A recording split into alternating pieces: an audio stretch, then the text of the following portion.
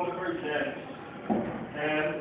Ele não fez um feito muito importante para falar só dele, tem várias coisinhas que foram contribuindo ao tempo aqui. Rogério, ele nasceu na Suécia, em 20 de agosto de 1779. Ele teve uma infância bastante complicada, porque ele era de filho de camponeses e, consequentemente, ele era pobre. Ele perdeu o pai dele aos 4 anos de idade, aí depois a mãe dele casou com outro, e o pai dele morreu, a mãe dele morreu com 10 anos, aí ele foi morar com os tios dele, que também eram pobres.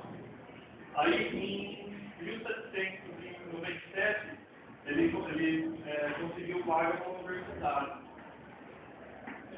E aí, um ano logo no primeiro ano, ele já teve que parar de frequentar essa faculdade de medicina por falta de dinheiro. Ele não tinha condições de bancar a faculdade. Aí no ano depois ele conseguiu uma pequena bolsa e retomou os estudos dele. Aí nessa faculdade ele passou a adotar as ideias dos ideias logísticas, né? Então ele passou a dedicar seus estudos a isso e as ideias ele queria colocar na prática essas ideias, né, que eram chamadas de teoria para prática. Então ele foi tentar emprestar um laboratório do professor dele para fazer os estudos dele.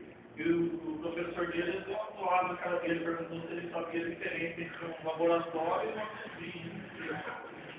Aí ele persistência,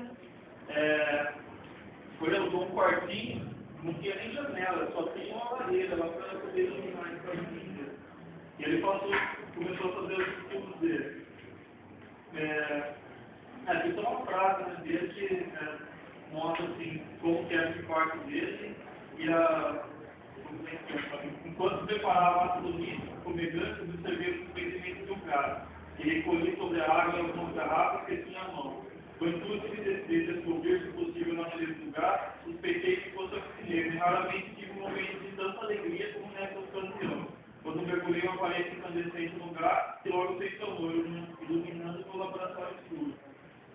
Tanto que é um caso que ele disse mesmo no trabalho dele. Depois ele conseguiu se formar, né, na medicina, em 1799, ele se formou. Em 1802, ele começou a fazer, depois que ele se formou, ele começou a fazer pesquisas analíticas,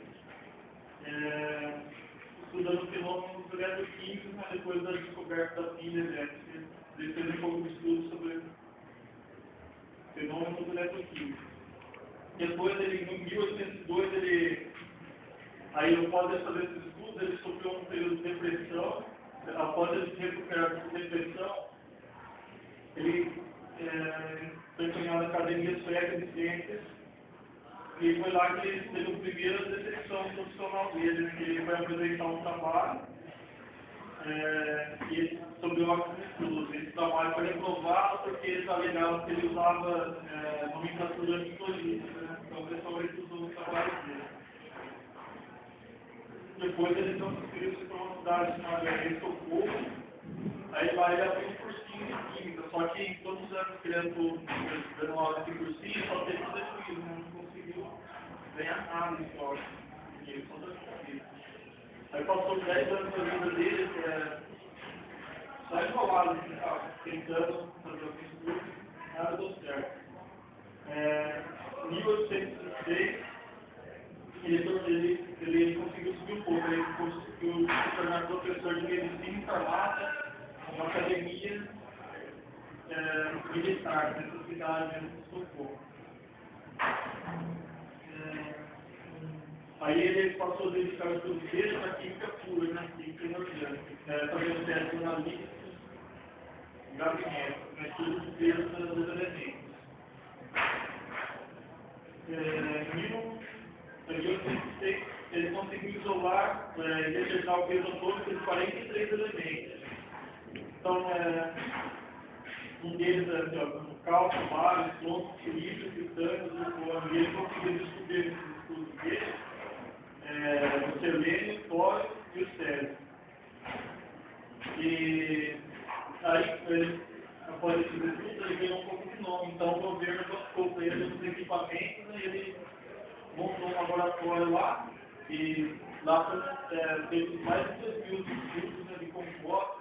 Aí, a partir daí, surgiram várias literaturas, vários métodos de laboratório, de análise, tudo feito de Bucha, né, a partir dos estudos dele, né, que cada elemento, como ele conseguiu isolar o elemento, aí cada elemento fizeram certas coisas, ele mínimo tipo de luz, então continua. Em 1810, ele fez um estudo da teoria clorífica, onde ele, pelas teorias dele, né, a menor parte de uma substância pura, simples, né, apresentava dois polos, positivo e negativo. Então, a partir daí surgiu a ideia de polaridade, né, que seria um fator responsável pela atividade de substâncias, muito importante isso aí.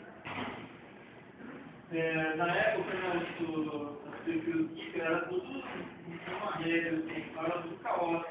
Então, ele conseguiu elaborar coisas assim para organizar. Os nomes eram os nomes dos caras que inventaram, então ele as abreviações, então foi ele quem começou a fazer a partir, colocando as primeiras letras no nome latim dos elementos. Então isso é usado até hoje por ele que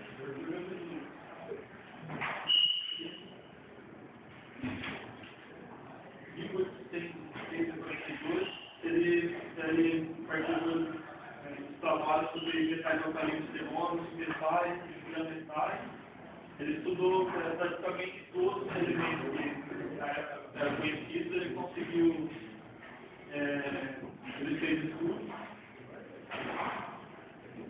fazendo assim, identificando a composição dos elementos, das substâncias, porque o pessoal na época tinha bastante ideia do elixir de Levi,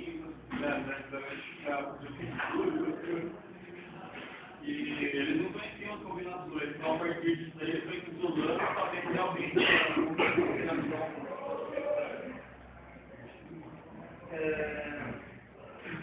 Aí ele conseguiu identificar a massa dos elementos, que é bem próximo de hoje. Ele atribuiu ao oxigênio a massa de 100. Então, a partir com relação ao oxigênio, ele passou a determinar a massa do globo. Só que depois, né, descobriu que alguns dos elementos não tinha realmente essa massa. Então, ele tinha que ser dividido por 2 ou por 4, porque descobriram essa teoria do calor específico. Então, se multiplicava a massa pelo calor específico, que era constante, então descobriu realmente esses elementos. Esses estudos também foi a partir daí que Mendeleev conseguiu construir a tabela periódica, o modelo periódico.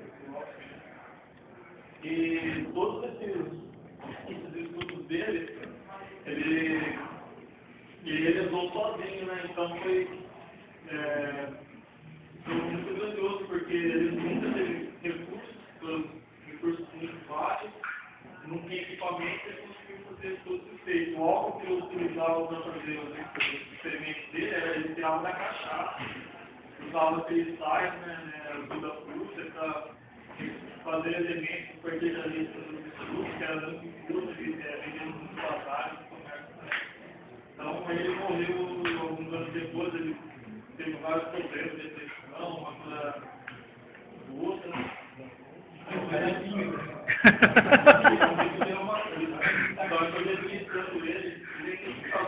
Já gostei dele. Depois ele faleceu 7 de agosto de 1848.